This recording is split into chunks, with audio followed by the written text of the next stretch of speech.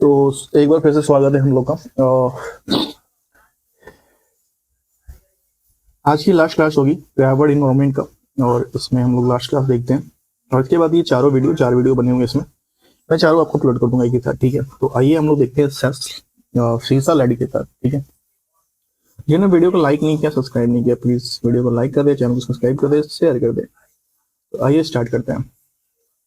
देखिए, अगर लेड की बात करें तो सीसा कहते हैं लेड को, ठीक है। ये वायुमंडल में ऑक्सीजन से मिले लेड ऑक्साइड बनाता है। जो वायुमंडल में ऑक्सीजन से मिलकर लेड ऑक्साइड बनाता है, जो सांस के जरिए शरीर में पहुंचकर तंत्रिका तंत्र पर हानिकारक प्रभाव डालता है, जैसे मस्तिष्क संबंधी बीमारियां, गुर्दे, लीवर, अन्य को नुकसान करता है। कैंसर होता है बहुत ज्यादा मात्रा में। शरीर में पहुंचने पर सीसा खून में आसानी से अवशोषित हो जाता है, जिससे संचयी सीसा विस्फोटता हो जाता है, जिससे मस्तिष्क हानि, पेशियां, लकवा, चक्कर आना आदि इसके उदाहरण है। बेंजीन की अगर बात करें, हम लोग बेंजीन को देखते हैं। सीसा के प्रभाव में उचित ऑक्टेन मान प्राप्त करने के लिए पेट्रोल में कुछ सुविधा यौगिक जैसे बेंजीन और टोल्यून, जाइलीन मिला दिया जाता है, जैसे सुव्यवस्थित दोहन या यौगिक दोहन के फलस्वरूप बहुचक्रीय सुव्यवस्थित हाइड्रोकार्बन और निलंबित कणकीय पदार्थ अवशोषित होते हैं। इन सुव्यवस्थित यौगिकों को सर्वाधिक मात्रा बेंजीन होती है। बेंजीन में रक्त कैंसर हो जाता है। बेंजीन का क्या होता है? रक्त कैंसर हो जाता है। अगर हम लोग कैडमियम की बात करें, कैडमियम कण जो होते हैं श्वसन विष की तरह कार्य करते हैं और यह हृदय के संबंधी रोग उत्पन्न करते हैं। इससे रक्तदाब बढ़ते हैं। राष्ट्रीय युवा गुणवत्ता सूचकांक की बात करें, शहरों में बढ़ रहे हैं या बढ़ते हुए वायु प्रदूषण को रोकने के उद्देश्य पर्यावरण और वन मंत्रालय द्वारा 17 अक्टूबर 2014 को एक नई राष्ट्रीय वायु गुणवत्ता सूचकांक जारी किया। यह सूचकांक शहरी क्षेत्रों में वायु गुणवत्ता या वायु प्रदूषण के स्तर को बताने के लिए एक संख्या, एक रंग, एक विवरण के रूप में कार्य करता है। इस सूचकांक को विज्ञान पर्यावरण केंद्र, अखिल भारतीय आयुर्वेद संस्थान नई दिल्ली की मौलाना आजाद मेडिकल कॉलेज द्वारा और आईआईटी कानपुर संयुक्त प्रांतों को विकसित किया गया, जहां वायु गुणवत्ता सूचकांक की 6 श्रेणियां निर्धारित की गई, जो निम्न है। आइए देखते हैं 6 श्रेणियां कौन कौन सी है भैया।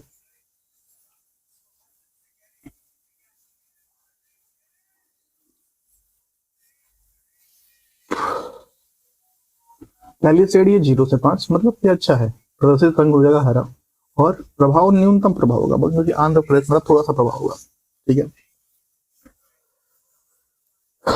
दूसरा वर्ग तो 50 से 100 संतोषजनक हो जाएगा कि हाँ ठीक है, कोई बात नहीं। हल्का हरा होता है। संवेदनशील लोगों के सामान्य श्वसन संबंधी परेशानी होती है। संवेदनशील लोग, जो कमजोर लोग होते हैं, उनको थोड़ी सी संवेदन परेशानी होती है। 101 से 102 की मात्रा तो मध्यम प्रशोधित पीला होता है। अस्थमा, हृदय रोग से पीड़ित व्यक्तियों को श्वसन से परेशानी हो जाती है। 101 से 300 खराब होता है। ऑरेंज जिसका कलर होता है, श्वास संबंधी परेशानी हो जाती है। 300 से 400 बहुत खराब होता है, लाल, मतलब श्वसन संबंधी रोग होता है। और 400 से 500 गंभीर होता है, मतलब गहरा लाल होता है। स्वस्थ लोग भी प्रभावित और रोगग्रस्त लोगों पर गंभीर प्रभाव होता है। वायु गुणवत्ता सूचकांक 8 प्रमुख प्रदूषकों के आधार पर बनाया जाता है। ये प्रदूषक निलंबित धूल कण, मतलब कि पीएम पार्टिकल मॉड्यूल के हिसाब से 10 पॉइंट में सूक्ष्म धूल कण होते हैं। जो निलंबित धूल कण होते हैं PM 10 होते हैं, और सूक्ष्म धूल कण होते हैं PM 2.5 होते हैं। नाइट्रोजन जो होता है, नाइट्रोजन ऑक्साइड होता है N2O, कार्बन मोनोऑक्साइड होता है CO, ओजोन होता है O3, सल्फर डाइऑक्साइड CO2 होता है, अमोनिया NH3 होता है, और लेड भी होता है PBT, ठीक है। यहाँ पे आपको 8 प्रकार दिए गए, IQ के आधार पर आप देख सकते हैं। देखिए, CO और O3 के 8 घंटे के औसत से मापा जाता है, जबकि अन्य सभी प्रदूषकों में 24 घंटे का औसत से मापी जाती है। मापन की इकाई NO2, O3 कड़ी का युक्त पदार्थ के लिए माइक्रोग्राम, CO के लिए मिलीग्राम प्रति क्यूबिक मीटर होता है। PM 10 का तात्पर्य ऐसे कण पदार्थ जिनका व्यास 100 माइक्रोमीटर या उससे कम हो। PM 2.5 का तात्पर्य ऐसे कण पदार्थ जिनका व्यास 2.5 माइक्रोमीटर से कम हो। WHO के अनुसार वायु गुणवत्ता निर्देशांक के अनुसार PM 2.0 और 24 घंटा, मतलब कि 24 घंटा माध्यम 15 mH मीटर क्यूब से अधिक नहीं बढ़ाना चाहिए, जहां PM 2.5 से वार्षिक माध्यम 5 mH मीटर क्यूब से अधिक नहीं होना चाहिए। PM 10 फेफड़ों में प्रवेश कर सकती है, जबकि PM 2.5 फेफड़ों के अवरोधों को विघटन कर सकती है और पानी में प्रवेश कर सकती है, मतलब कि रक्त में भी प्रवेश कर सकती है। 2.5 जो है। आइक्यू एयर एक स्विस वायु गुणवत्ता प्रौद्योगिकी कंपनी है, जो वायु प्रदूषण की सुरक्षा, वायु गुणवत्ता निगरानी और वायु सफाई उत्पादों को विकास करने में विस्तार प्रदान करती है। इसकी स्थापना 1963 में मैनफ्रैंक और कॉलेस हैम्स भाइयों ने की थी। इसका मुख्यालय कहाँ पे? गोल्ड्रिच, स्विट्जरलैंड में है। आइक्यू एयर की 2021 की विश्व वायु गुणवत्ता रिपोर्ट के अनुसार नई दिल्ली में लगातार दूसरे वर्ष दुनिया की सबसे प्रदूषित राजधानी का दर्जा दिया गया। नई दिल्ली के बाद ढाका, बांग्लादेश एवं जमीना, चाड और दुशांबे तजिकिस्तान और मस्कट ओमान शीर्ष 5 सबसे प्रदूषित शहर माने जाते हैं। 2021 की रिपोर्ट के अनुसार भिवांडी राजस्थान में भारत का सबसे प्रदूषित शहर, जिसके बाद गाजियाबाद, दिल्ली, जौनपुर का स्थान है। इस रिपोर्ट के अनुसार बांग्लादेश सबसे प्रदूषित देश है, जिसके बाद चार्ट पाकिस्तान, तजिकिस्तान है। ठीक है, भारत 5वां स्थान सबसे दूषित देश है। 2021 के मध्य और दक्षिण एशिया में 15 सबसे दूषित शहरों में से भारत 12 नंबर पे भारत था। देश भर में 36 परिवेशी वायु गुणवत्ता निगरानी स्टेशनों को राष्ट्रीय वायु गुणवत्ता सूचकांक में जोड़ा है। केंद्रीय प्रदूषण नियंत्रण बोर्ड और राज्य प्रदूषण नियंत्रण बोर्ड ने मिलाकर देश में 28 राज्यों और 8 केंद्र शासित प्रदेशों और 312 शहरों, कस्बों और अंशदानी और भारत सरकार के राष्ट्रीय गुणवत्ता सूचकांक मॉनिटरिंग कार्यक्रम के अंतर्गत सल्फर डाइऑक्साइड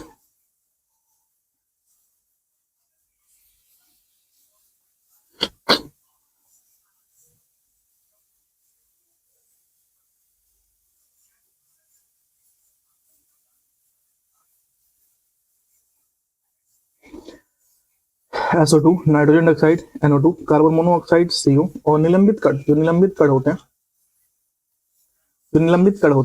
PM10 मेथड को सभी जगहों पर नियमित मॉनिटरिंग के लिए चिन्हित किया गया, 10 जगहों पर। ठीक है, भारत की वायु गुणवत्ता जांच के लिए पहली मोबाइल ऐप शफर स्टार्ट की गई, system of the air quality reporting and research, Shafar इसका फुल फॉर्म है। महाराष्ट्र में पुणे स्थित Indian institute of tropical metrology, जो 17 फरवरी 2005 से प्रारंभ हुई थी। इसमें हवा, सफर की गुणवत्ता और मौसम प्रोग्राम की प्रणाली, जो पहली बार राष्ट्रमंडल खेलों के दौरान वर्ष 2010 में दिल्ली में आरंभ की गई थी। भारत वर्ल्ड उत्सर्जन मानक, ठीक है, BSES भारत सरकार द्वारा स्थापित उत्सर्जन मानक है, जो मोटर वाहनों रहित आंतरिक दहन इंजन और स्पार्क इंजन, अग्निशमन इंजन उपकरण के वायु प्रदूषण के उत्पादन को विनियमित करने के लिए बनाए गए। इसका निर्धारण केंद्रीय प्रदूषण नियंत्रण बोर्ड द्वारा पर्यावरण और वन मंत्रालय के जलवायु परिवर्तन के मानकों के आधार पर किया गया। भारत चरण उत्सर्जन मानक वस्तुतः यूरोपीय नियमों को आधार बनाकर पहली बार 2000 ईस्वी में पेश किया गया।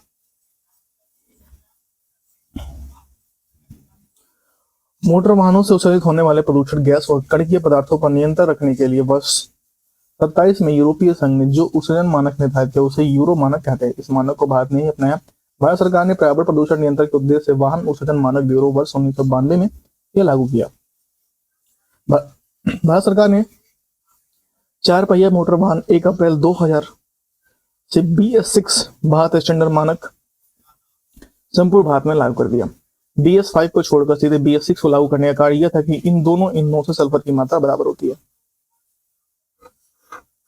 यूरो मानक, यूरोपीय देश ने 1992 में यूरो मानक 1 से 1996 में यूरो मानक सेकंड लागू किया और 2014 से वे यूरो मानक 6 लागू कर चुके हैं। वायु प्रदूषण से संबंधित कुछ अन्य उपयोगी तथ्य में कहूं कि रेडॉन जो होता है, रेडॉन यह मृदा में प्राकृतिक रूप से निकले जाने वाली गैस शहरों के वातावरण को कमी करने के कारण घरों में अधिक मात्रा में इकट्ठा होकर फेफड़े में कैंसर जन्म देती है। Radon zoological survey of India में पश्चिमी क्षेत्र द्वारा अकवाली गांव, झुंझुनू, राजस्थान में भारत की पहली खनिज क्षेत्र में कोल लाइब्रेरी स्थापित की गई। आर्सेनिक चारों ओर प्रयोग की जाने वाली पौधों में विषाक्तता कर देती है। आर्सेनिक, ठीक है, चारे के लिए प्रयोग की जाने वाली पौधों में विषाक्तता प्रयोग कर देती है आर्सेनिक। इसे खाने वाले पशुओं की मृत्यु हो जाती है। वातावरण में फ्लोरोडाइज सांद्रता बढ़ने से पत्तियों के सिरों और किनारों पर हरिमाहीनता अथवा ऊतक क्षय उत्पन्न होता है। हरिमाहीनता मतलब कि उसका हरापन खत्म करता है, ऊतक क्षयता उत्पन्न कर देता है। फ्रेन की बात की जाए, फ्रेन सबसे अधिक घातक क्लोरोफ्लोरोकार्बन हाइड्रोकार्बन है, जिसका प्रयोग रेफ्रिजरेटर, एयर कंडीशन, कदेदार सीट में काम करने में, फोम तथा एरोसोल में पेश में होता है। 13 दिसंबर 1984 को भोपाल में यूनियन कार्बाइड फैक्ट्री, जो उर्वरता बनाती है, मिथाइल आइसोसाइनाइड, एक कार दुर्घटना हुई। पार्थेनियम की बात करें तो गाजर घास के परागण में चर्म रोग और दामा होता है, और इटाई रोग कैडमियम कार्ड होता है। इटाई रोग होता है कैडमियम कार्ड। हरित डीजल ब्यूरो अगर 4 मानक की डीजल, ठीक है, हरित यूरो जो है 4 मानक डीजल है। अम्लीय वर्षा में जल का पीएच मान 4 से कम हो जाता है, 4.2 से कम हो जाता है।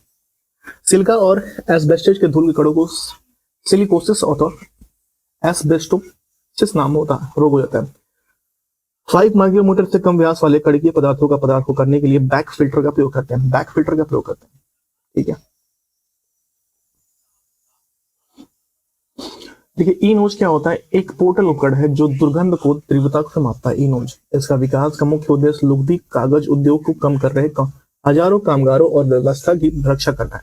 कागज और लुगदी उद्योग से hydrogen sulphide, methyl mercaptan, dimethyl sulphide, dimethyl disulphide जैसे गैसों का उत्सर्जन होता है। यह उपकरण सूंघ कर स्थिर कार्बनिक यौगिक और दुर्गंधकारी पदार्थों का पता लगाती है।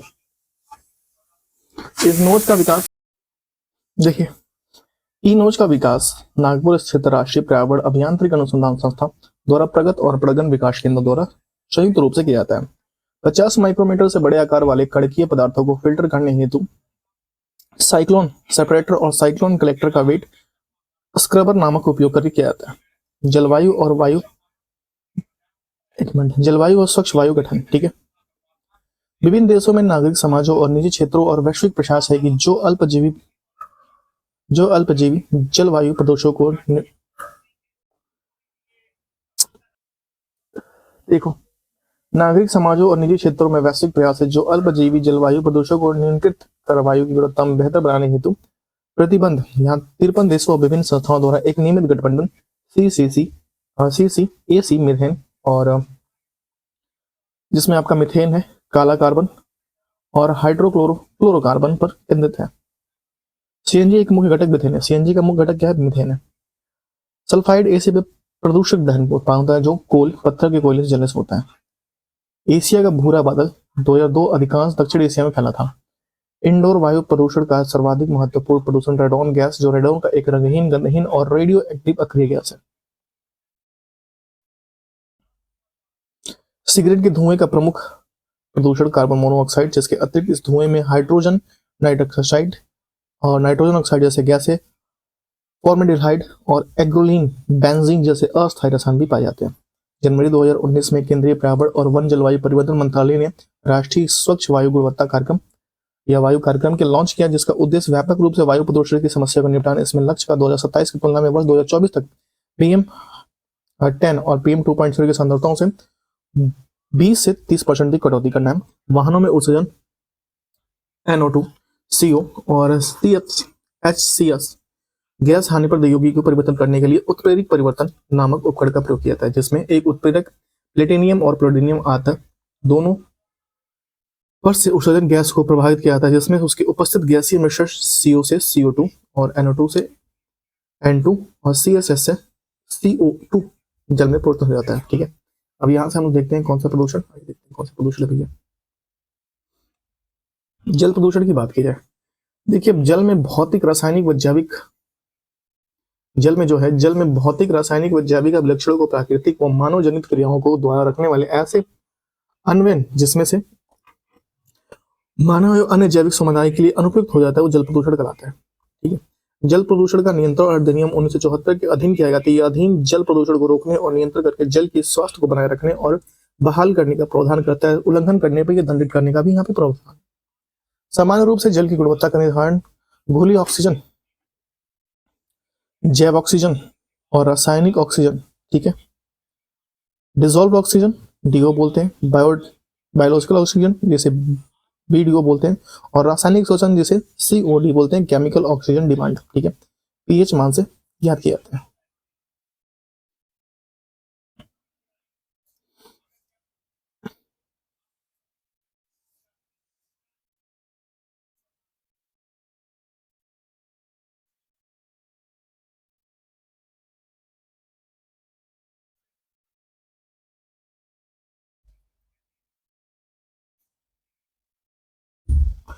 केंद्रीय प्रदूषण नियंत्रण बोर्ड, ठीक है, केंद्रीय प्रदूषण नियंत्रण बोर्ड एक सांविधिक संगठन है जिसका गठन प्रदूषण निवारण नियंत्रण अधिनियम 1974 के अधीन सितंबर 1974 में किया गया था। इसके अलावा केंद्रीय प्रदूषण नियंत्रण बोर्ड की वायु प्रदूषण निवारक एवं नियंत्रण अधिनियम 1981 के अधीन भी शक्तियों का कार्य सौंपे गए थे। यह पर्यावरण, वन और जलवायु परिवर्तन मंत्रालय की एक फिल संगठन के कार्य करता है तथा मंत्रालय को पर्यावरण संरक्षण अधिनियम 1986 के उपबंधों के बारे में तकनीकी सेवाएं प्रदान की जाती है। इसका प्रमुख कार्य जल प्रदूषण के निवारक, नियंत्रण और न्यूनीकरण द्वारा राज्यों के विभिन्न क्षेत्रों में नदियों और कुओं की स्वच्छता की जांच करना है। दूसरा है देश की वायु गुणवत्ता में सुधार करना और वायु प्रदूषण का निवारण, नियंत्रण और न्यूनीकरण करना, और वायु गुणवत्ता के लिए मानक भी तय करता है। ठीक है।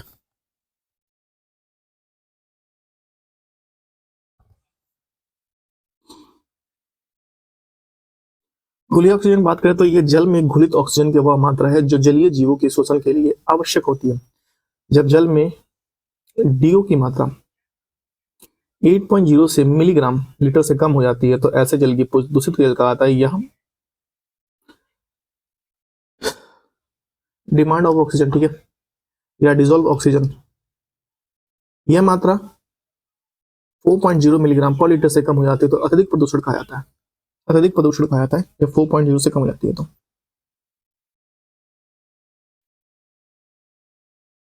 नदी में जल प्रदूषण के निर्धारण के लिए ऑक्सीजन में घुली हुई मात्रा मापी जाती है, ठीक है।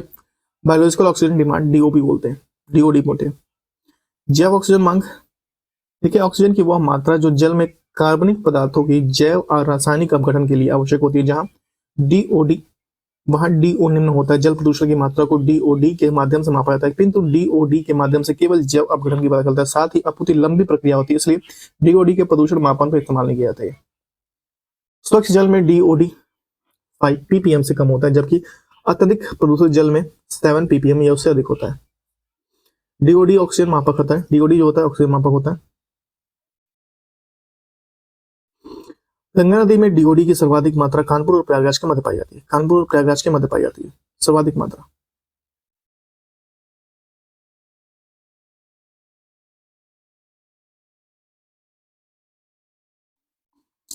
समांतर नदियों में डीओडी का स्तर 10 मिलीग्राम पर लीटर होना चाहिए। रासायनिक ऑक्सीजन मांग, केमिकल ऑक्सीजन डिमांड की बात करें तो जल में ऑक्सीजन की वह मात्रा जो उपस्थित कुल कार्बन पदार्थों या घुलनशील अथवा अघुलनशील ऑक्साइड के लिए आवश्यक होती है। सीओडी की मान सदैव डीओडी से अधिक होता है। सीओडी की जो मान होती है डीओडी से अधिक होता है।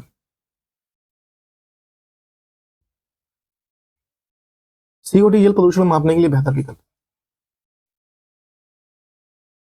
सर्वाधिक संभाव्य संख्या, ठीक है, मोस्ट प्रोबेबल नंबर। मैं कहूं कि जिस जल में मल जल में जैसे जैविक अपशिष्टों का प्रदूषण होता है उसमें इकोलाई जैसे जीवाणु की संख्या अधिक पाई जाती है। जैसे एमएनपी परीक्षण की सहायता से इकोलाई आदि जीवों की पहचान और माप जा सकता है। यानी पीएनपी एमएनपी जैव अपशिष्टों द्वारा होने वाले जल प्रदूषण का मापक है और प्रदूषित जल में उच्च एमपीएन पाया जाता है, ठीक है।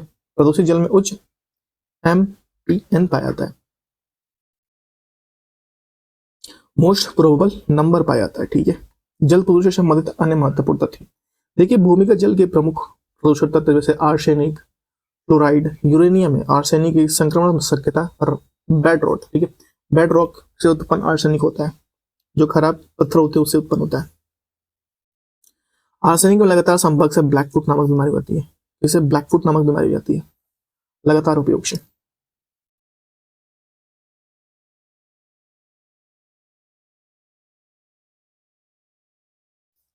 देखिए पीने योग्य, मैं कहूँ कि पीने योग्य जल में आर्सेनिक की अधिकता अनुमेय मात्रा 0.05 मिलीग्राम पर लीटर होता है। गंगा नदी के तटीय क्षेत्र में भूमिगत जल आर्सेनिक की अधिक मात्रा पाई जाती है।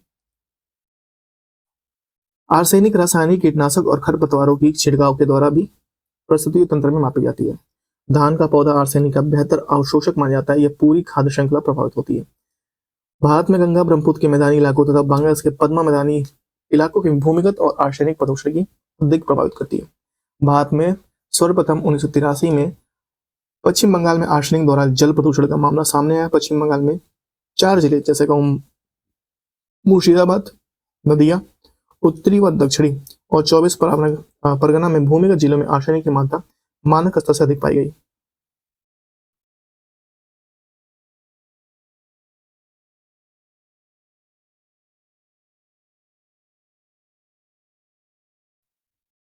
भारत में 7 राज्यों पश्चिम बंगाल, झारखंड, बिहार, उत्तर प्रदेश, असम, मणिपुर, छत्तीसगढ़, ठीक है, राजानंद गांव जो भूमिगत जल आर्सेनिक प्रदूषण से अधिक प्रभावित है।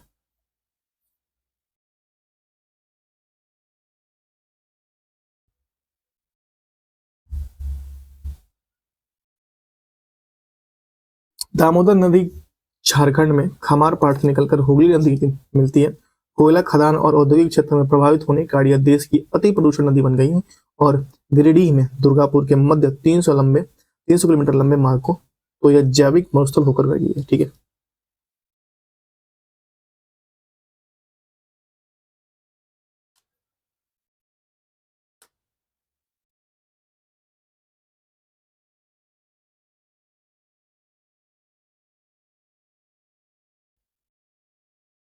औद्योगिक मलबे में सर्वाधिक रासायनिक प्रदूषण चमड़ा उद्योग है। क्या है? चमड़ा उद्योग। देखिए, फ्लोराइड तत्व जल में अल्प मात्रा में उपलब्ध होता है जो मसूड़े और दांतों में क्षरण प्रदान करते हैं। अधिकांश पेयजल में ग्लाइसिल क्लोराइड मिलाया जाता है ताकि इसकी सांद्रता 1 ppm और 1 mg dm -3 क्यूब हो जाए।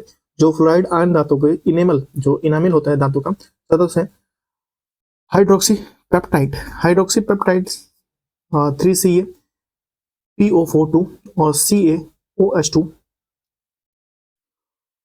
प्लूए पेप्टाइड जैसे 3CA PO4 2 CaF2 में परिवर्तित करके कड़ा कर देता है। यद्यपि जल में फ्लोराइड आयनों के 2 ppm अधिक की सांद्रता दांतों के भूरे कूड़े उत्पन्न कर देती है इसका अधिक सांद्रता फ्लोरोसिस नामक रोग का कड़ा बनता है।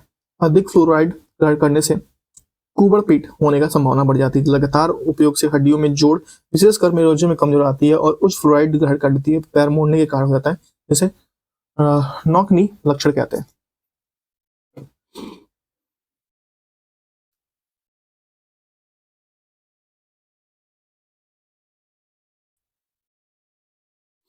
बिहार राज्य में सबसे अधिक जल के भूगर्भीय जल में फ्लोराइड और आयरन की मात्रा अधिक होती है।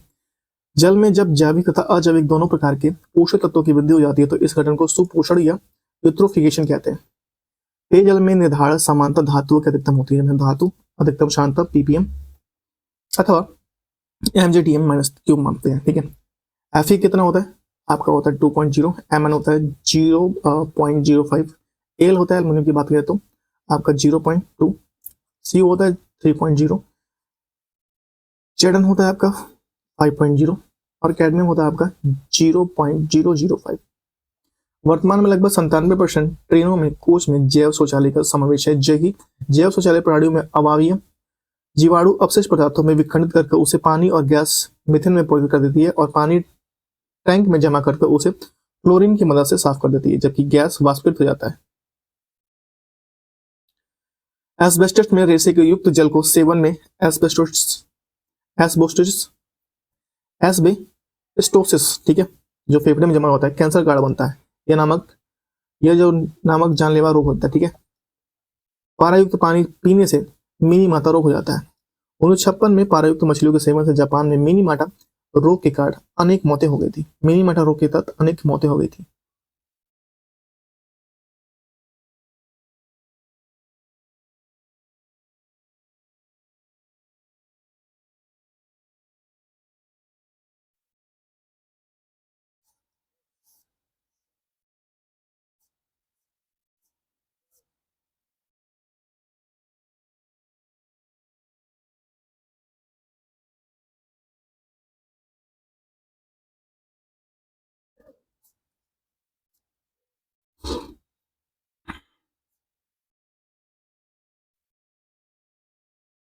ठीक है, पेयजल में नाइट्रेट के दक्षता से ब्लू बेबी सिंड्रोम रोग हो जाता है। इसमें ऑक्सीजन की प्रवाह रुक जाती है और फलस्वरूप शरीर नीला पड़ जाता है तथा बच्चों की मृत्यु हो जाती है। बच्चों की जो है मृत्यु हो जाती है।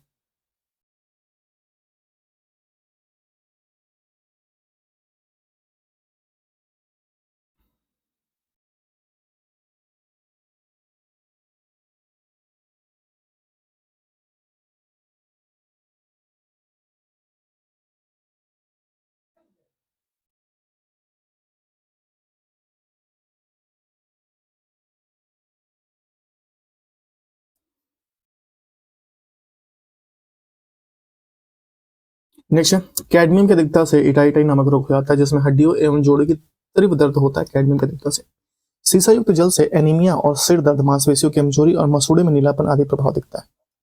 भारत में समुद्री जल में हानिकारक शैवाल प्रपुष्टन में हो रही इसका मुख्य कारण है कि जवार नदमुख में पोषक का प्रसाव, मानसून में भूमि का जल प्रवाह और समुद्र में उत्प्रवाह।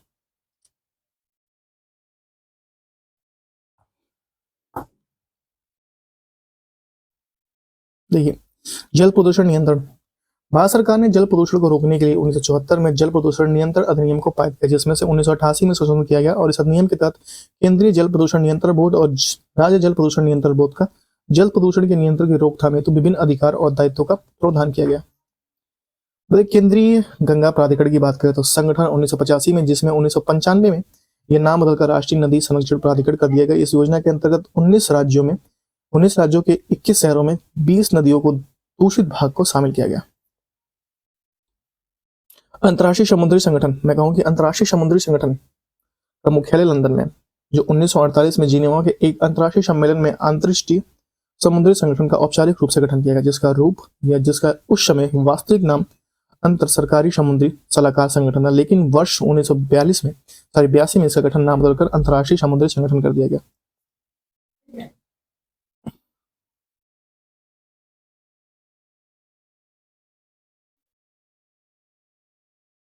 मृदा प्रदूषण, प्राकृतिक स्रोतों और मानवीय कारकों को दोनों से मृदा का गुणवत्ता ह्रास होने से मृदा प्रदूषण कहते हैं। उर्वरक का अधिक प्रयोग विभिन्न प्रकार के प्रदूषण उत्पन्न करता है, इसमें मृदा जल वायु प्रदूषण प्रमुख है।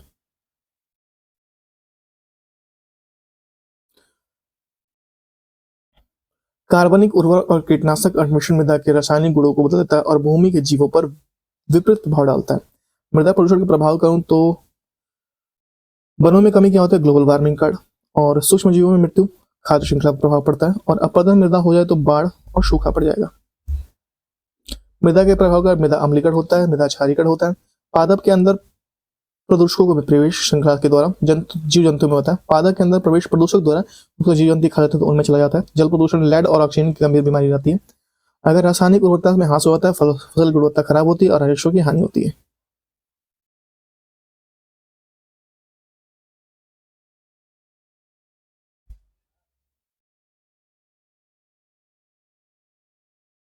मृदा प्रदूषण होने वाले रोग में कहूँ कि एंथ्रेक्स है पशुओं में, और हुकवर्म है, टेटनेस, आज ज्वर है, दस्त और पेचिश मैंग्रीन है या मैग्रीन है। कार्बोफ्यूरेन, मैथिल पेराथियान फोरेट और ट्राइजोफास, ठीक है, ट्राइजोफास आदि का इस्तेमाल कीटनाशक के रूप में कृषि में किया जाता है।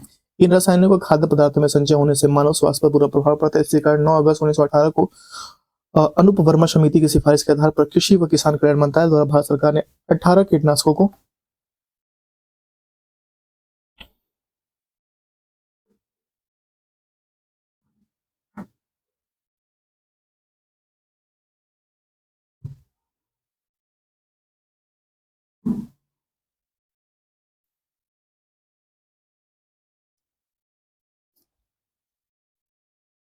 भारत में प्रतिबंध कर दिया। ये 18 कीटनाशक कौन कौन से हैं, आइए देखते हैं। पहला कौन सा है, बेनोमाइल, उसके बाद से carbaryl, diazinon, fenarimol, fenthion, linuron, methoxyethyl mercuric chloride, sodium cyanide, methyl parathion, thiometon, tridemorph, trifluralin, alachlor होता है, ठीक है, ओलाक्रोल या ऑलक्रोल, डाइक्लोर बॉश कहते हैं, और फोरेट है, फॉस्मामिडॉन होता है, ट्राइएजोफोश है, और ट्राइक्लोरोफोन है।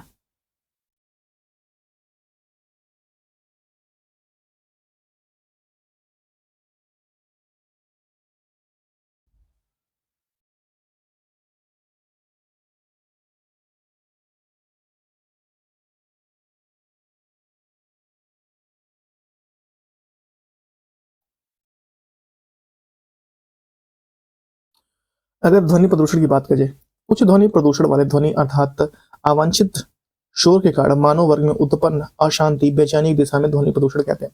ध्वनि की तीव्रता को मापने के लिए डेसिबल इकाई का गठन किया गया या फिर निर्धारित किया गया। डेसिबल मानक 0 से प्रारंभ होती है और विश्व स्वास्थ्य संगठन ने ध्वनि की उच्चता स्तर के निम्न में कितना 45 डेसिबल और रात्रि में 35 डेसिबल निश्चित किया गया है। केंद्रीय प्रदूषण नियंत्रण बोर्ड द्वारा औद्योगिक क्षेत्र में दिन के समय निर्धारित ध्वनि जो कितनी होती है 75 डेसिबल, और आवासीय क्षेत्र में स्वीकार मानक ध्वनि तीव्रता दिन में 45 डेसिबल है।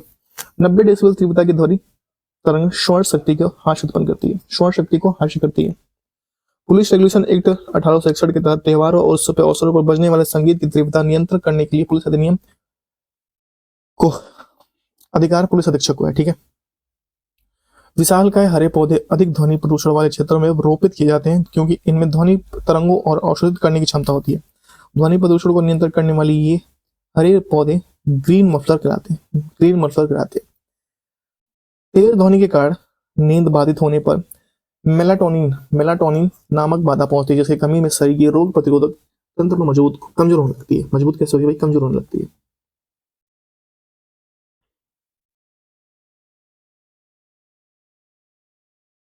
नेक्स्ट, मानक ध्वनि स्तर मैं कहूँ शांति क्षेत्र में दिन के समय 50, रात्रि के समय 40, आवासीय क्षेत्र में दिन के समय 55, रात्रि के समय 45।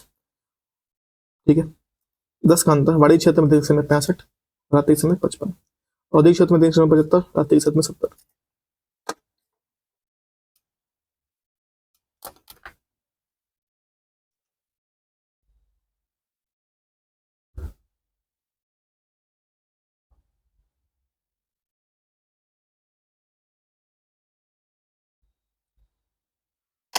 ठीक है, और जेट एयरक्राफ्ट में उतरने या उड़ाने भरने के समय बहुत अधिक ध्वनि प्रदूषण होता है। रेडियोधर्मी प्रदूषण, रेडियो सक्रिय पदार्थों को विकिरण से होने वाले प्रदूषण को रेडियोधर्मी प्रदूषण कहते हैं। इन पदार्थों को स्वयं रेडियोधर्मी विकिरण निकालता रहता है, जिसमें थोरियम, यूरेनियम और प्लूटोनियम आदि होता है। रेडियोधर्मी प्रदूषण मापक की इकाई रोन्टजन है। इस रैम की ऐसे रैम भी कहता है 20 मिली रैम तक विकिरण जीवधारियों के कोई विशेष क्षति नहीं पहुंचती, किंतु इससे अधिक का विकिरण जीवधारियों के लिए घातक होता है। जीवधारियों के लिए क्या होता है? घातक होता है। नेक्स्ट, विकिरित होते रेडियोधर्मी या रेडियो सक्रिय नाभिक से उत्पन्न होने वाले विकिरण को रेडियोधर्मी प्रदूषण की स्रोत होता है। यह विकिरण जीवों के उद्योग अंगों और क्षति पहुंचाकर उन्हें कार्य प्रणाली में बाधा उत्पन्न करते हैं। विकिरणों के यह प्रभाव को जीवों को आनुवंशिक गुणों पर हानिकारक प्रभाव डालता है। 16 अप्रैल 1986 को यूक्रेन के चेर्नोबिल स्थित परमाणु केंद्र में नाभिकीय दुर्घटना हुई। नाभिकीय मानवीय भूल के कारण घातक रेडियोधर्मी कण जो होते हैं वातावरण में प्रविष्ट हो गए, जिसके कारण अनेक व्यक्ति हताहत हुए। अनेक व्यक्ति क्या हुए भैया? यह हताहत हुए।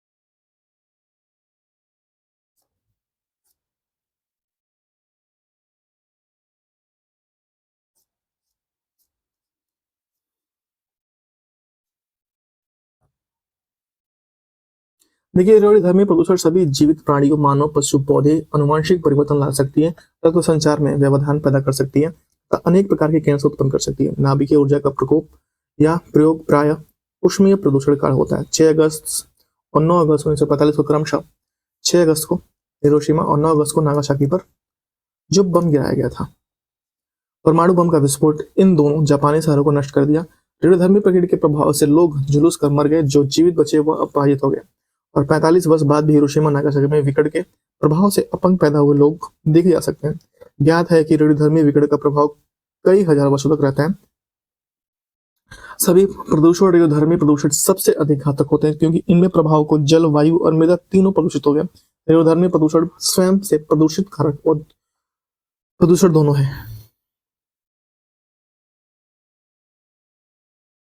ठीक है, नेक्स्ट, अमेरिकी खाद्य और औषधि प्रशासन ने दिसंबर 2021 में घोषणा की कि यदि अमेरिका का परमाणु बम से हमला होता तो उसे निकलने वाले नाभिकीय विकिरण प्रभाव से बचने के लिए सभी नागरिकों को पोटेशियम आयोडाइड की गोलियां सेवन करें। और पोटेशियम आयोडाइड नाभिकीय विकिरण अवपात से थायराइड की रक्षा करता है, और विशेषकर बच्चों की जो शीघ्र विकिरण से प्रभाव सकते हैं।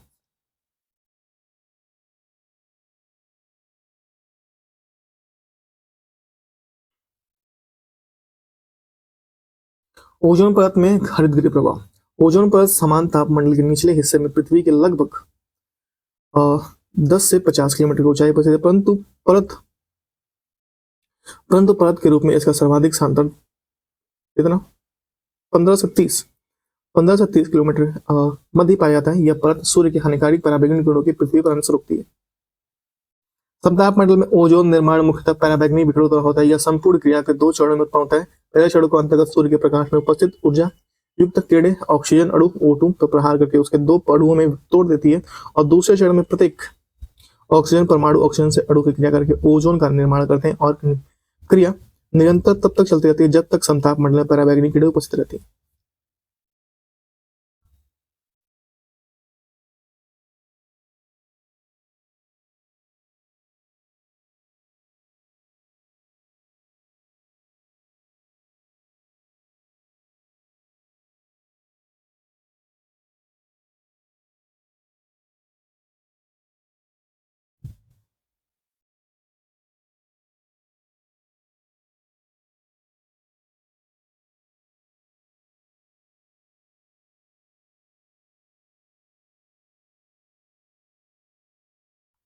संताप मंडल में ओजोन के स्तर को प्राकृतिक रूप में नाइट्रोजन डाइऑक्साइड द्वारा विनियमित किया जाता है। ओजोन परत की मोटाई मौसम के हिसाब से बदलती रहती है। वसंत ऋतु में इसकी मोटाई सबसे ज्यादा होती है जबकि वर्षा ऋतु में सबसे कम होती है। भारत में श्रीनगर में ओजोन परत की मोटाई सर्वाधिक, त्रिवेंद्रपुरम में सबसे कम है। त्रिवेंद्रपुरम में सबसे कम है।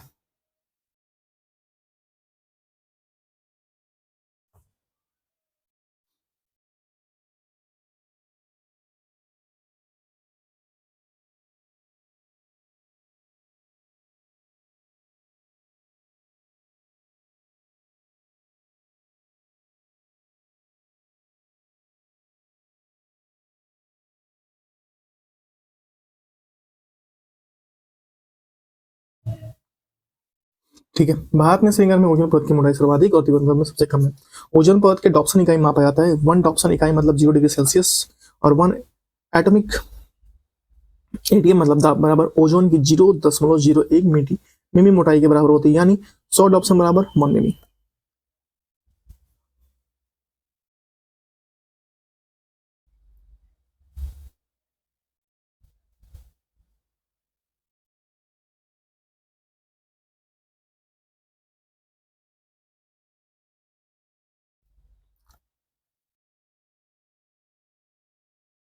ओजोन परत के सर्वाधिक नुकसान क्लोरोफ्लोरोकार्बन करते हैं, जिनमें फ्रेन भी कहा जाता है, यौगिक अक्रिय जलोसीन और विषहीन कार्बन यौगिक, जिसका प्रयोग रेफ्रिजरेटर, एयर कंडीशनर आदि में प्लास्टिक फोम के निर्माण एवं कंप्यूटर उद्योग में कंप्यूटर के पुर्जों की सफाई करने में होता है। सीएफसी एक बार वायुमंडल में उत्सर्जित होने पर वायुमंडल की अन्य गैसों से मिश्रित होकर सीधे समताप मंडल में पहुंच जाते हैं और समताप मंडल में ये शक्तिशाली विकिरणों का विकृत होकर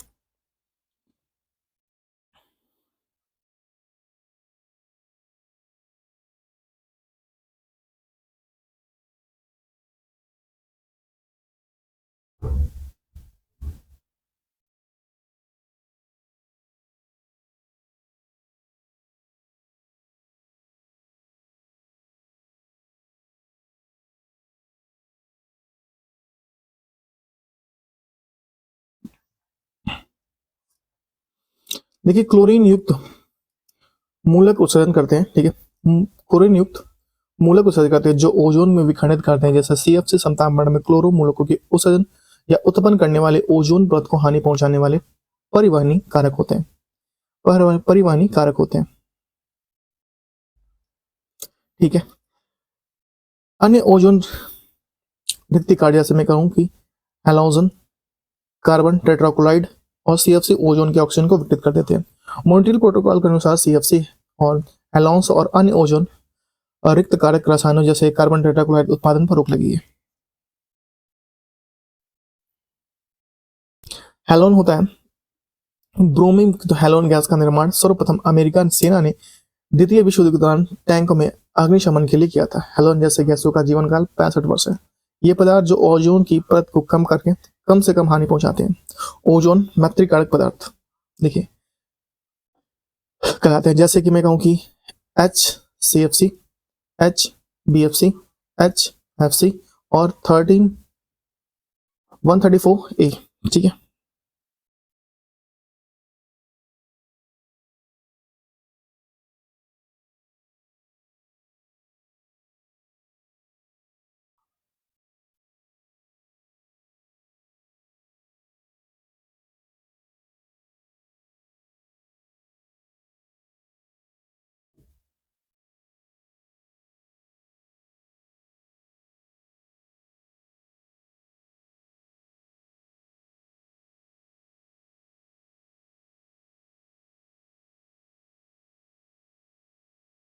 ठीक है। ओजोन आंखों के रोग जैसे मैं कहूँ खांसी, सीने में दर्द उत्पन्न करती है। इस प्रकार प्रदूषित वायु मनुष्यों में एक्जिमा, मुहासे और एंथ्रेक्स आदि रोग उत्पन्न करती है। वायु में अत्यधिक ओजोन दमा अस्थमा फेफड़ों में बीमारियों के कारण बन सकती है। जमीनी स्तर पर ओजोन के प्रकाश, रासायनिक धूम, फोटोकेमिकल्स, स्मॉग प्रमुख घटकों में से एक है। धूप के मौसम में ओजोन प्रदूषण पर स्तर उच्चतम होता है। क्या होता है? उच्चतम होता है।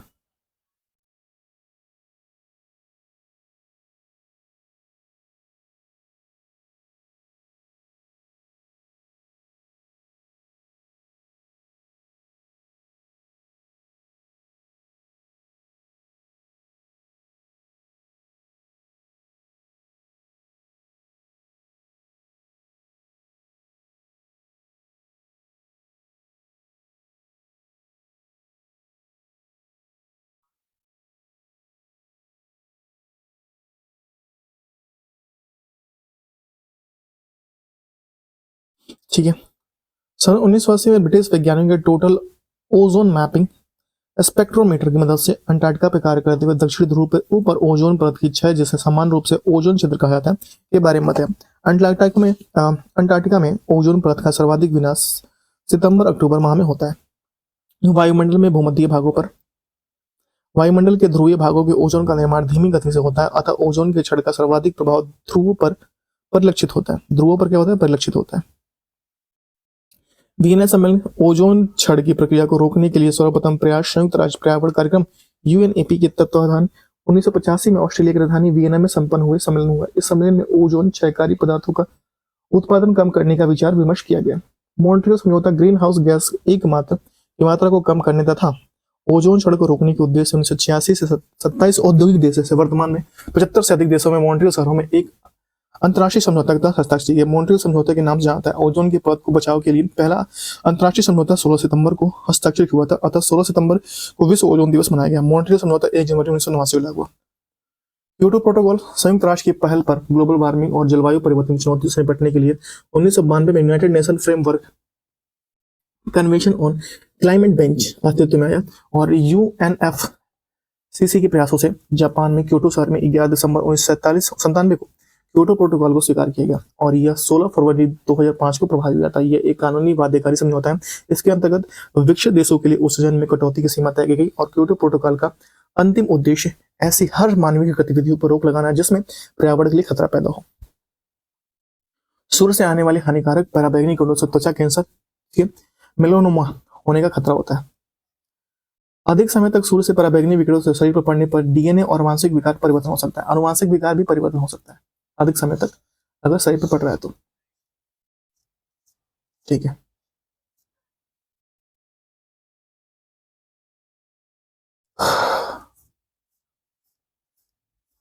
देखिए मैं कहूँ नेक्स्ट है सूर्य के पराबैंगनी किरणों को समांतर 3 वर्गों में यूवीए और यूवीबी यूवीसी में बांटा गया। यूवीए और यूवीबी कीड़ों का त्वचा पर हानिकारक प्रभाव पड़ता है। यूवीसी भी अत्यंत तक घातक होता है परंतु यह पृथ्वी तक नहीं पहुंच पाती।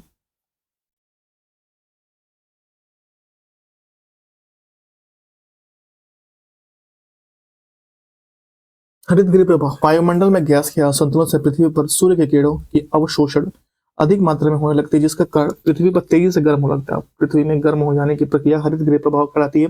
वैज्ञानिक परिवेश में हरित गृह प्रभाव को निम्न रूप से परिभाषित किया जा सकता है। वायुमंडल में मानव जनित कार्बन डाइऑक्साइड आवरण का कारण पृथ्वी की सतह पर प्रगामी तापन को हरित प्रभाव कहते हैं। वर्तमान में पृथ्वी की सतह में तापमान में हो रही वृद्धि का सर्वप्रथम प्रमुख कारण हरित गृह प्रभाव है।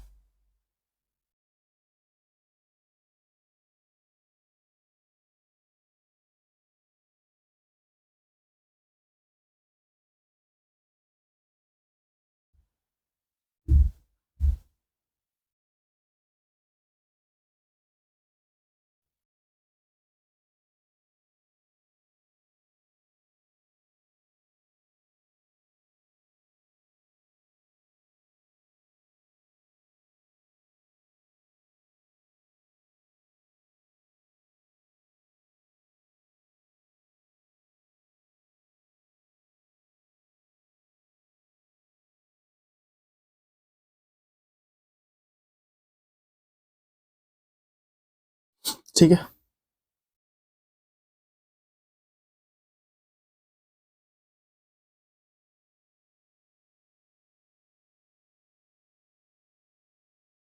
हरितगृह प्रभाव, वायुमंडल में गैसों को असमतल से पृथ्वी पर सूर्य के किरणों को अवशोषण अधिक मात्रा में होने लगता है, जिसका कारण पृथ्वी तेजी से गर्म होने लगती है। पृथ्वी के गर्म होने की यह प्रक्रिया हरितगृह प्रभाव कहलाती है। वैज्ञानिक परिवेश में हरितगृह प्रभाव के निम्न रूप से परिभाषित किया जा सकता है। वायुमंडल में मानव जनित कार्बन डाइऑक्साइड और आवरण प्रभाव कारण पृथ्वी की सतह पर प्रगामी तापमान को हरितगृह प्रभाव कहते हैं।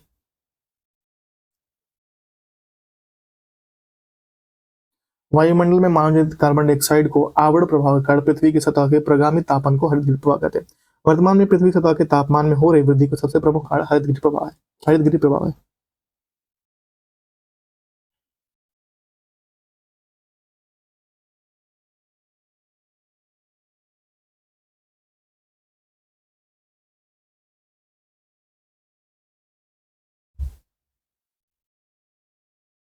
हरितगृह प्रभाव देखिए, हरितगृह प्रभाव या ग्रीष्म ऊष्मारोधी दीवारों के ऐसे कमरे होते हैं जिनकी छतें कांच अथवा पारदर्शी प्लास्टिक से बनी होती है।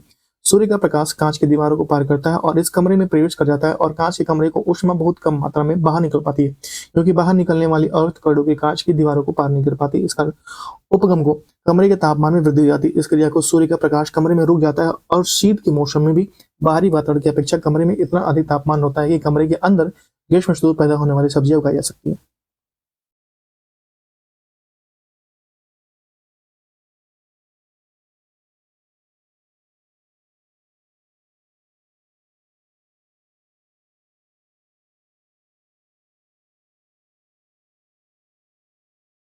हमारी पृथ्वी में एक हरितगृह की तरह व्यवहार करता है, क्योंकि इसके चारों ओर CO2 जलवाष्प का आवरण है जो सूर्य के अवरुद्ध किरणों को पृथ्वी तक आने देती है, लेकिन पृथ्वी से निकलने वाले अवरुद्ध किरणों को वापस पृथ्वी पर परिवर्तित कर देती है। इसका धरातलीय सतह निरंतर गर्म रहता है।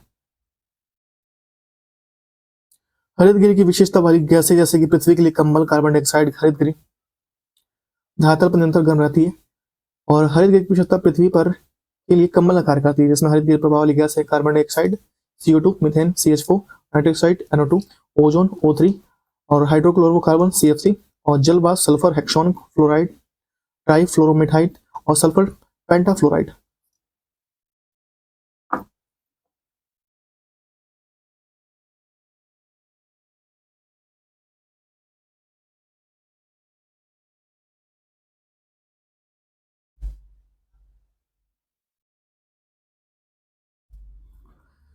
गौण हरितगृह गैसों के अंतर्गत हैलोजन गैस जैसे यथा क्लोरोफ्लोरोकार्बन हैलोन को समर्पित किया जाता है। इन गैसों को वायुमंडल में विमोचन, रेफ्रिजरेटर, वातानुकूलन, अग्निशामक उपकरण, प्रशासन सामग्री और प्लास्टिक फोम आदि उपयोग प्रयोग दौरान होता है।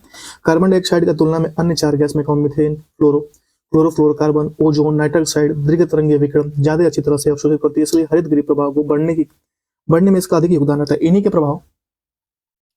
के प्रभाव से पृथ्वी का तापमान बढ़ रहा है। ऐसा अनुमान है कि सन 21 में भूमंडलीय तापमान में लगभग 2 डिग्री सेल्सियस की वृद्धि हो जाएगी। इस तापमान वृद्धि से होने पर कुछ परिवर्तन होते हैं। गर्मी कारण हिमनियों और समुद्री बर्फ से पिघलने से समुद्र का जल जो ऊंचे उठ जाएंगे। पूर्वानुमान अनुसार औसत समुद्र से 21वीं सदी में अंत तक 48 सेमी ऊंचा उठ जाएगा। प्राकृतिक बाढ़ों की संख्या बढ़ जाएगी। मलेरिया जैसी कीट जन्य जीवाणु की बीमारियों की संख्या बढ़ जाएगी। वर्तमान जलवायु सीमाएं की बदल जाएंगी, जिसके कारण कुछ भाग कुछ अधिक जल सिक्त और कुछ शुष्क हो जाएंगे। वर्तमान जलवायु सीमाएं भी बदल जाएंगी, जिसके कारण कुछ भाग कुछ अधिक जल सिक्त और अधिक शुष्क हो जाएंगे। कृषि में प्रतिरूप बदल जाएंगी। जनसंख्या और परितंत्र में परिवर्तन होंगे।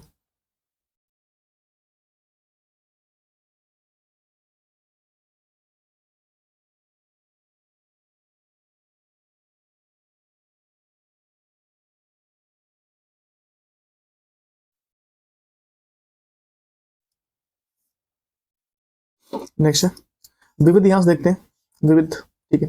अंतर्राष्ट्रीय पर्यावरण सम्मेलन संधिया एक दृष्टि में हम देखते हैं। आइए देखिए, स्टॉकहोम सम्मेलन, जो स्टॉकहोम सम्मेलन स्वीडन 1972 में, इसमें पर्यावरण में मैग्ना कार्टा भी संज्ञा दी गई। 1972 में हुआ इसे पर्यावरण की मैग्ना कार्टा संज्ञा दी जाती। संयुक्त राष्ट्र पर्यावरण कार्यक्रम की स्थापना हुई थी स्टॉकहोम सम्मेलन में। 5 जून को पर्यावरण दिवस मनाने का संकल्प पारित हुआ था। 5 जून को हेलेंस्की सम्मेलन फिनलैंड में हुआ था 1974 में, सामुद्रिक पर्यावरण की सुरक्षा करना। लंदन सम्मेलन 1972 में, समुद्री गच्छों को निरास्तरण और प्रतिषेध। यूरोपीय वन्यजीव और प्राकृतिक निवास क्षेत्र संरक्षण 1979, और ये प्रजातीय संरक्षण और प्रतिविधता। वियना सम्मेलन 1985, वियना सम्मेलन 1985, ओजोन स्तर को संरक्षण की प्रतिबद्धता होती है। मॉन्ट्रियल सम्मेलन कनाडा 1987, ओजोन परत के क्षरण हेतु प्रथम अंतर्राष्ट्रीय समझौता मॉन्ट्रियल प्रोटोकॉल कब हुआ था? 1987, 16 सितंबर 1947 को हुआ था। 16 सितंबर को ओजोन दिवस मानने का निर्णय लिया गया।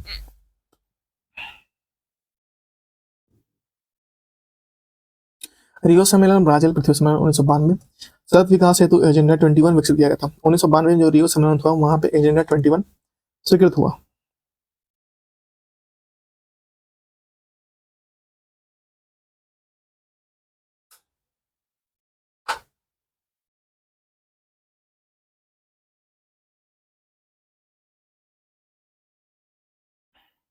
न्यूयॉर्क सम्मेलन 1997, एजेंडा 21 को लागू करने संबंधित कार्यक्रम पर आम सहमति बनी। नैरोबी घोषणा क्रियान्वयन 1997, अंतर्राष्ट्रीय संधियों को प्रभावकारी क्रियान्वयन किया गया। क्योटो प्रोटोकॉल 1997, ग्रीन हाउस गैसों में उत्सर्जन की कटौती करे और भूमंडलीय तापमान को कम करता है। पृथ्वी सम्मेलन 1990 को स्तर में 5% की कटौती पर निर्णय लिया गया। सिएटल सम्मेलन 1999, विश्व व्यापार को पर्यावरण और सामाजिक नीतियों के दायरे में लगाया गया। मालवा घोषणा पत्र 2000, पर्यावरण संरक्षण के निजी क्षेत्र में भूमिका का विचार। ठीक है। इनफोरेटा डबलिंग आयरलैंड 2000, पर्यावरण सूचना का विस्तार की सहमति। जोहान्सबर्ग रियो प्लस सम्मेलन जो हुआ था, और पृथ्वी टैंक सम्मेलन 2000, इसमें द्वितीय विश्व सम्मेलन भी कहा था, इसे द्वितीय पृथ्वी सम्मेलन भी कहा था।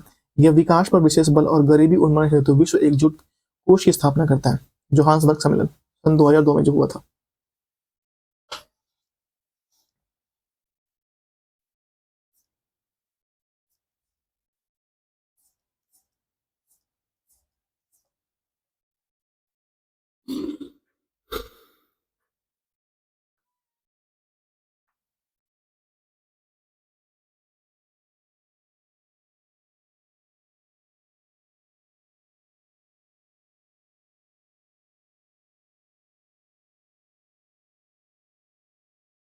देखिए, स्टॉकहोम सम्मेलन 2004, ये 12 खतरनाक जैव कीटनाशक व औद्योगिक प्रदूषणों को प्रतिबंधित करने में सहमति है। मॉन्ट्रियल सम्मेलन कनाडा 2005, यह विकसित देशों द्वारा वर्ष 2012 में ग्रीन हाउस गैसों को कम से कम 1990 तक स्तर तक लाने में 1990 के स्तर तक लाने में है। मॉन्ट्रियल सम्मेलन 2005, नुशा दुआ सम्मेलन 2007, ग्रीन हाउस गैसों के उत्सर्जन की दर को वर्ष 2050 और वर्ष 2000 तक के स्तर पर लाने का प्रयास है।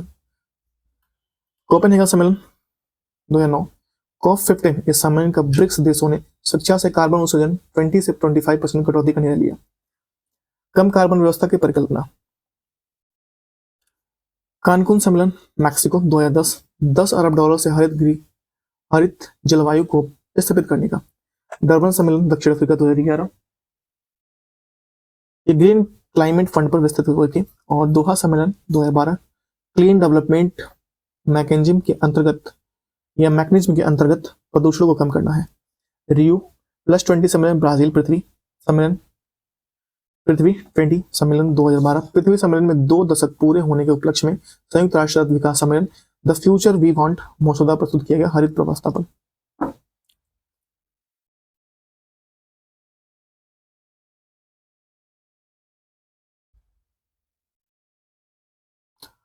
वार्सा सम्मेलन 2013, ये ग्रीन क्लाइमेट फंड बनाने में सहमति बनी। लीमा सम्मेलन COP20 पेरू 2014, यह वर्ष 2070 तक ग्रीन हाउस गैस के उत्सर्जन में समाप्त करने का निर्णय लिया गया।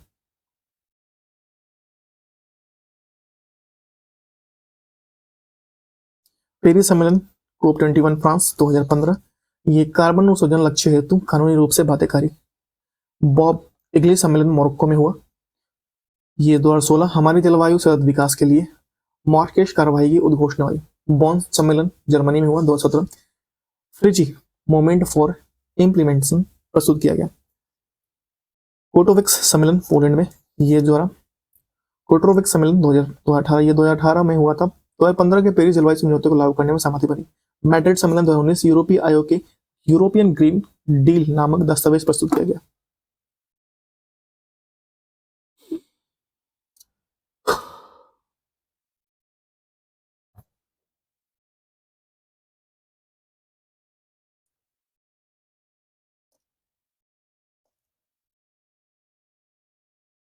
देखिए अंतर्राष्ट्रीय पर्यावरण पुरस्कार, देखिए पहला पुरस्कार टाइलर पुरस्कार। टाइलर पुरस्कार जो है ये राशि इसमें $2 लाख दी जाती है। स्थापना 1973 में यूनिवर्सिटी ऑफ साउथर्न कैलिफोर्निया देता है और पर्यावरण स्वास्थ्य ऊर्जा के क्षेत्र में योगदान देने के लिए। गोल्डमैन पुरस्कार ये $2 लाख दिया जाता है। 1989 में इसके गोल्डमैन पुरस्कार हुआ। एक गोल्डमैन फाउंडेशन द्वारा दिया जाता है। वर्ष 2017 में यह पुरस्कार अंतर्राष्ट्रीय स्तर पर कुल 6 प्राप्तकर्ताओं को भारत में प्रफुल्ल सामंतारा को मियामीर पहाड़ी के विशाल एल्यूमीनियम भवन के संरक्षण हेतु 12 वर्षीय विधिक लड़ाई के लिए प्रदान किया गया। वर्ष 2019 में यह अवार्ड 6 पर्यावरण शोधकर्ता कार्यकर्ताओं को दिया गया, जिसमें मंगोलिया के हैं, लाइबेरिया के, अमेरिका के हैं और नॉर्थ मैसेडोनिया के हैं, कुर्क आइसलैंड के हैं और चिली के हैं। भारत का कोई नहीं है तो आपसे पूछेगा नहीं, ठीक है। ग्लोबल 500 पुरस्कार ये 1987 में और यूएनईपी देता है पर्यावरण रक्षा और सुरक्षा हेतु। वर्ष 2003 में यह पुरस्कार भारत के बदिनशियरी पाठक को दिया गया। यूएनडीपी द्वारा वर्ष 2015 में 5 में ग्लोबल 500 पुरस्कार के स्थान पर चैंपियंस ऑफ द अर्थ नामक पुरस्कार दिया जाने लगा, ठीक है। 2018 में इस पुरस्कार के प्राप्तकर्ताओं में भारत के पीएम नरेंद्र मोदी भी शामिल है। ग्लोबल 500 पुरस्कार। गोल्डन पांडा पुरस्कार 1982 में स्थापित किया गया। वर्ल्ड लाइफ कंजर्वेशन देती है ये ग्रीन ऑस्कर की संज्ञा से अभिहित किया गया, ग्रीन ऑस्कर, ठीक है। और 2016 में यह पुरस्कार मैग्नेटी मेलरी को दिया गया। एसडेन पुरस्कार 2001 में इसकी स्थापना हुई। रॉयल जियोग्राफिकल सोसाइटी देती है लंदन। 2018 में एसडेन पुरस्कार अंतर्राष्ट्रीय स्तर पर कुल 10 संगठनों कंपनियों को दिया गया, जिसमें भारत के एसोजन सोल्यूशन और Chhattisgarh state renewable energy development agency है, ठीक है। ससाकावा थोड़ा दिख नहीं रहा मुझे यहाँ से, ठीक है। ससाकावा पुरस्कार 50,000 से यहाँ $50,000 दिया जाता है। 1986 में इसकी स्थापना हुई। यूएनडीपी देती है पुरस्कार ससाकावा पुरस्कार। यह पुरस्कार पर्यावरण प्रबंधन और संरक्षण के क्षेत्र में अंतर्राष्ट्रीय योगदान वाले व्यक्ति तथा संस्था को प्रदान की जाती है। अंतर्राष्ट्रीय मौसम विज्ञान संगठन पुरस्कार 1956 में इसकी स्थापना हुई। WMO देती है मौसम विज्ञान के संबंधित ये पुरस्कार। 2018 में यह पुरस्कार एंटोनियो डरविनो को दिया गया, ब्राजील के हैं। विटली पुरस्कार 1994 में ये WFN देता है। इसे भी ग्रीन ऑस्कर की संज्ञा अभिहित किया गया।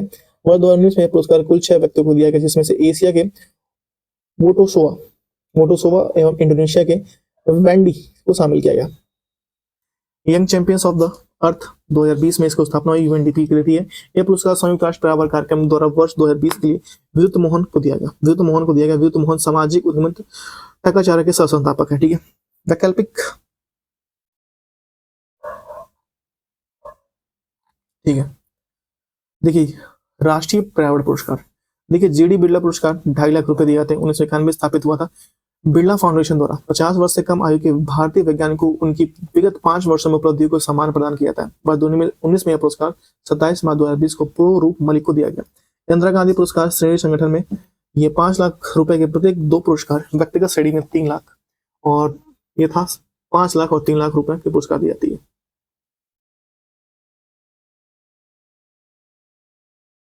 भारत सरकार देती है। पर्यावरण संरक्षण में योगदान हेतु संगठन और व्यक्तिगत प्रदान की जाती है। संस्थागत श्रेणी में 2013 से इसको जोड़ा गया। जाट रेजिमेंट की 21वीं बटालियन को दिया गया और जाय गोपालपुरम ग्राम विकास को दिया गया। व्यक्तिगत श्रेणी में 2013 डॉक्टर अनिल शर्मा को और श्री कार्तिक सत्यनारायण को और डॉक्टर एन रमेश को ये प्रदान किया गया। देखिए पर्यावरण पुरस्कार में बात करूं तो इंदिरा प्रदर्शनी पुरस्कार 2.5 लाख रुपए 1986 में स्थापना हुई थी। पर्यावरण और वन मंत्रालय द्वारा दिया जाता है, ठीक है। महावृक्ष पुरस्कार 25,000 रुपए दिए जाते हैं। 1993 में स्थापित हुआ। राष्ट्रीय वनारोपण और परिस्थिति विकास हेतु दिया जाता है, ठीक है। विशिष्ट वैज्ञानिक पुरस्कार 20,000 रुपए के 2 पुरस्कार दिए जाते हैं। 1991 से 92 में पर्यावरण और वन मंत्रालय द्वारा दिया जाता है। राजीव गांधी वन्यजीव प्रशिक्षण पुरस्कार 1 लाख रुपए पर्यावरण और वन मंत्रालय द्वारा देती है। यह वन्यजीव संरक्षण हेतु देश का सर्वोच्च पुरस्कार है, राजीव गांधी वन्यजीव पर्यावरण। देखिए राष्ट्रीय प्रदूषण निवारण पुरस्कार 1 लाख रुपए 1992 में प्रदान किया था। 1992 से यह घोषणा हुई थी। पर्यावरण, वन और जलवायु परिवर्तन मंत्रालय भारत सरकार देती है। इस पुरस्कार को प्रदूषण निवारण लक्ष्यों के प्रति प्राप्ति तथा पर्यावरण सुधार में महत्वपूर्ण सहायता कदम उठाने वाली 18 बड़ी व छोटी औद्योगिक इकाई को दर्जा दिया गया, ठीक है। बाइनियल पुरस्कार ये राष्ट्रीय बाघ संरक्षण प्राधिकरण टाइगर रिजर्व में प्रबंधन अस्थायी जनता की भागीदारी को प्रोत्साहन थी। Golden peacock environment management award 2020 में इंस्टीट्यूट ऑफ डायरेक्टर्स देता है, ठीक है। ये पुरस्कार भारतीय इस्पात प्राधिकरण लिमिटेड सेल द्वारा प्रदान की जाती है।